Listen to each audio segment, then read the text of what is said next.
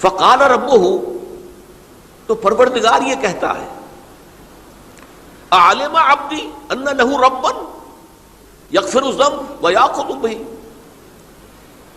میرا یہ بندہ یہ جانتا ہے کہ اس کا ایک رب ہے جو گناہ معاف بھی کر سکتا ہے اور سزا دے بھی سکتا ہے.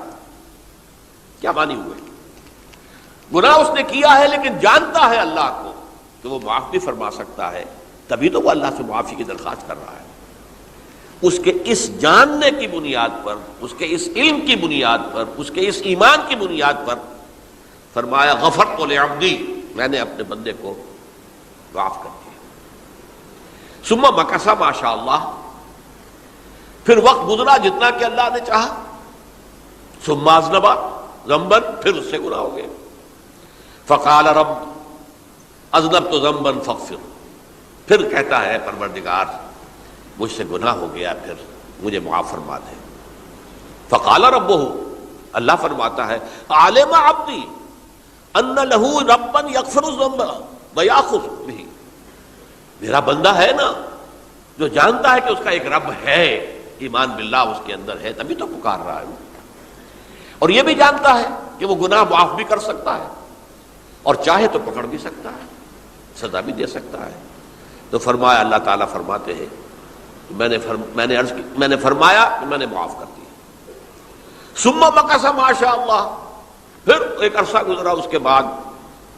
ثم اذنب ذنبا، پھر اس نے گناہ کیا. قال رب اذنبت ذنبا آخر، اس نے کہا پروردگار میں نے تو پھر ایک اور گناہ کر دیا، فاغفر لی، مجھے بخش دے. فقال اعلم عبدی ان لہ ربا یغفر الذنب ویأخذ بہ، میرا بندہ جانتا ہے نا کہ اس کا ایک رب ہے جسے وہ پکار رہا ہے، کہ اور وہ جانتا ہے کہ اسے اختیار حاصل ہے کہ چاہے تو بخش دے اور چاہے تو پکڑ لے. اس کے اس علم، اس ایمان کی بنیاد پر میں نے اسے معاف کر دیا. ایک اور حدیث، میں نے چونکہ اس گفتگو کے لیے ان احادیث کا تفحص کیا ہے، یہ تو بہت ہیں حدیثیں، میں نے ان میں سے کچھ چنی ہیں. ہمارے بعض واعظ ناصح وہ بھی کسی شخص کو روکتے رہے، برائیوں سے روکتے رہے، نہیں رکتا تو کہیں غصے میں آ کے اللہ تجھے کبھی معاف نہیں کرے گا.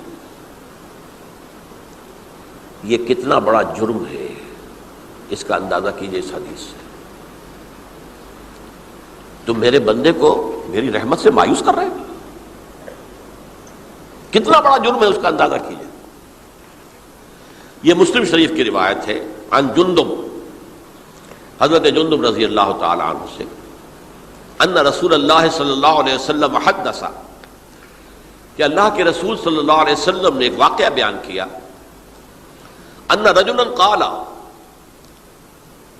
کہ ایک شخص نے یہ کہا واللہ لا یغفر اللہ لفلان،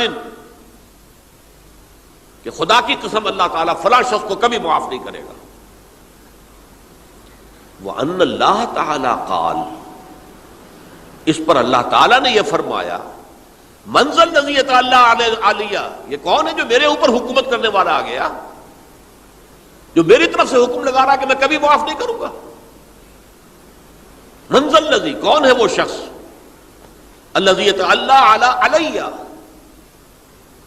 اَنِّي لَا أَغْفِرُ لِفُلَانٍ، کہ میں فلاں شخص کو کبھی معاف نہیں کروں گا.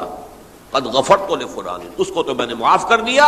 وَأَحْبَطْتُ عَمَلَهُ، اس شخص کے تمام اعمال میں نے ضائع کر دیے کہ تم نے میرے بندے کو مایوس کیا. یہ ہے جرم کی انتہا. تو توبہ کی دعوت دیتے رہو، توبہ کے لیے لوگوں کو آمادہ کرتے رہو، توبہ جو ہے اس کے لیے ترغیب دیتے رہو. اللہ تعالیٰ معاف فرمانے والا. اب آخری حدیث سنا رہا ہوں، یہ تو بہت ہی عجیب حدیث ہے اور متفق علیہ، یہ بخاری اور مسلم دونوں میں. حضرت ابو سعید الخدری رضی اللہ تعالی عنہ جو ہے وہ اس کے راوی ہیں. حضور نے فرمایا کانا فی من کانا قبلکم رجل قتل 99 نفسا، تم سے پہلے جو امت تھی بنی اسرائیل، گویا کہ ان کا ذکر ہے، اس میں ایک آدمی ایسا تھا جس نے 99 قتل کیے تھے. اب آپ اندازہ کیجئے کتنا بڑا گناہ کبیرہ ہے قتل. قرآن مجید میں آتا ہے وَكَأَنَّمَا قَتَلَ النَّاسَ جَمِيعًا، اگر ایک انسان کو بھی ناحق قتل کر دیا گیا تو یہ ایسی ہے گویا کہ اس نے پوری نوع انسانی کو قتل کر دیا، اس نے 99 قتل کیے۔ فَهَلْ لَهُ مِن تَوْبَةٍ، پھر اس کے بعد یہ ہوا کہ اس کے اندر توبہ کا جذبہ پیدا ہوا۔ فَسَأَلَ عَنْ أَعْلَمِ أَهْلِ الْأَرْضِ، تو اس نے پھر سوال کیا، لوگوں سے پوچھا کہ زمین میں رہنے والوں میں کون سب سے بڑا عالم ہے۔ فَدُلَّ عَلَى رَاهِبٍ، تو اسے بتایا گیا فلاں راہب فلاں جگہ پر ہے، وہ بہت نیک ہے، بڑا عالم ہے۔ فَأَتَاهُ، وہ اس کے پاس آیا۔ فَقَالَ أَنَّهُ قَتَلَ 99 نَفْسًا فَهَلْ لَهُ مِن تَوْبَةٍ، انہوں نے کہا دیکھیے راہب صاحب، میں نے 99 انسان قتل کیے، اب مجھے یہ بتائیے کہ میرے لیے توبہ کا کوئی امکان ہے؟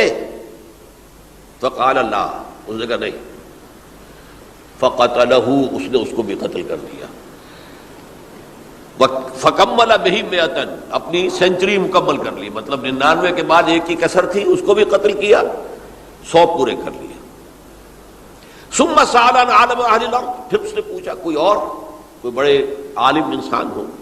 فدل علی رجل عالم، پھر اس کی رہنمائی کی گئی ایک بڑے عالم شخص کی طرف۔ فقال انہ قتل 100 نفس، تو اس نے وہاں جا کر کہا کہ میں 100 انسان ہلاک کر چکا ہوں، قتل کر چکا ہوں۔ فہل لہ من توبہ، میرے لیے توبہ کا کوئی امکان ہے؟ فقال نعم، اس نے کہا کیوں نہیں، 100 قتل کیے تب بھی کیا ہے، توبہ کا راستہ دروازہ کھلا ہوا ہے، ما لم یغرغر، جب تک کہ وہ گھنگرو نہیں بج رہا اس وقت تک تمہارے توبہ کا دروازہ کھلا ہوا ہے۔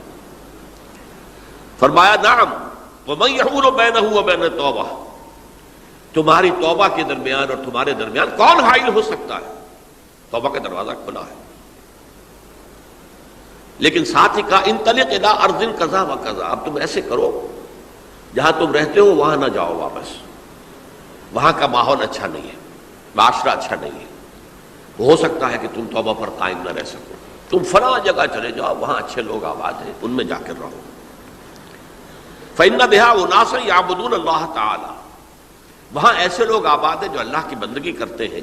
فاعبد اللہ معہم، تو تم ان کے ساتھ مل کر اللہ کی بندگی اور پرستش کرو۔ ولا ترجع الی ارضک، اپنی زمین کی طرف اپنے وطن میں واپس مت جاؤ۔ فإنها ارض سوء، وہ بری جگہ ہے۔ فانطلقا، تو وہ چل پڑا، ہجرت کر رہا ہے، اس جگہ جا رہا ہے جہاں کا راہب نے بتایا تھا۔ حتی اذا نصف الطریق، جب آدھا راستہ اس نے پورا کر لیا، اتاہ الموت، موت آ گئی۔ فاختصمت فیہ ملائکۃ الرحمت و ملائکۃ العذاب، اب وہ جہنم کے فرشتے بھی آ گئے اس کی جان قبض کرنے کو، اور جنت کے بھی آ گئے۔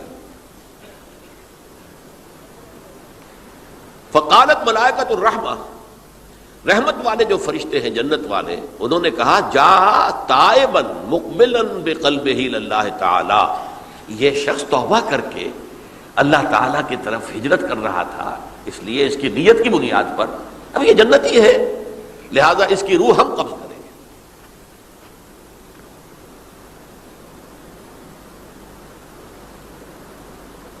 وقالت الملائکۃ العذاب، اور وہ جو عذاب والے فرشتے ہیں وہ کہیں گے انہ لم یعمل خیرا قط، اس نے توبہ کے بعد کوئی نیک عمل تو کیا ہی نہیں، تو کس بنیاد پر اس کو تم جنت میں لے جاؤ گے، اس کو تو دوزخ میں جانا چاہیے۔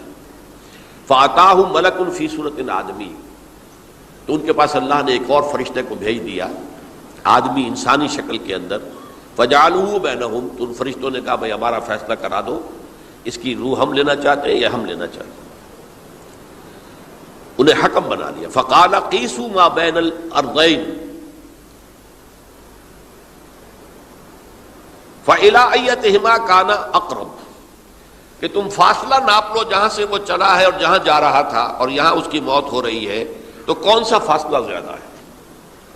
جب ناپا گیا، بلکہ ایک حدیث میں آتا ہے کہ اس پر اللہ نے زمین کو جو ہے حکم دے دیا، ایک طرف والی زمین تو سکڑ جا، دوسری والی جو ہے تو پھیل جا، تاکہ وہ جو جدھر جو وہ جا رہا تھا وہ زیادہ قریب ہو جائے بنسبت اس کے کہ جہاں سے وہ چلا تھا۔ تو اس فیصلے پر پھر جو فرشتے تھے، جو کہ رحمت کے فرشتے تھے، وہ اس بندے کو لے گئے جنت کے اندر۔ یہ ہے توبہ کی عظمت اور اس کی تاثیر۔ اب آئیے اجتماعی توبہ کا طریقہ کار جو میں نے بہرحال بیان کیا ہے، پہلے افراد توبہ کریں اور صحیح توبہ کریں۔ صحیح توبہ کیا ہے؟ ہماری زندگیوں میں کوئی حرام شے ہے فوراً نکال باہر کریں، ہماری معاشرت میں اور اس معاشرے میں رہتے ہوئے جو قانون ہے جس کے ہم پابند ہیں۔ ہم کسی زانی کو رجم نہیں کر سکتے، ناممکن ہے، یہ تو قانون ہی بنے گا تب ہوگا نا۔ ہم کسی چور کا ہاتھ نہیں کاٹ سکتے، تو قانون بنے گا تو ہوگا۔ تو ہم جن چیزوں پر عمل نہیں کر سکتے قانوناً، ان کے علاوہ باقی پوری شریعت جس پر عمل کیا جا سکتا اس پر عمل پیرا ہو۔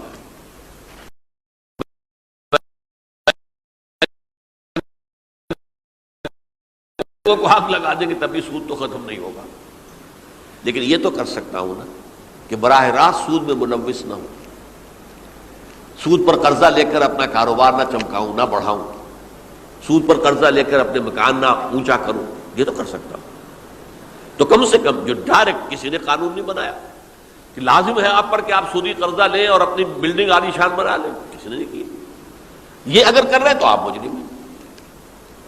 آپ کے معاشرے میں کوئی قانون نہیں بنا کہ پردہ ختم، برقع حرام، مصر یہ ترکی میں تو کر دیا گیا تھا، برقع حرام، وہاں تو سر کو اوپر جو ہے ڈھانپنا جو ہے، سکارف لینا بھی ممنوع ہے، یہاں تو نہیں ہے۔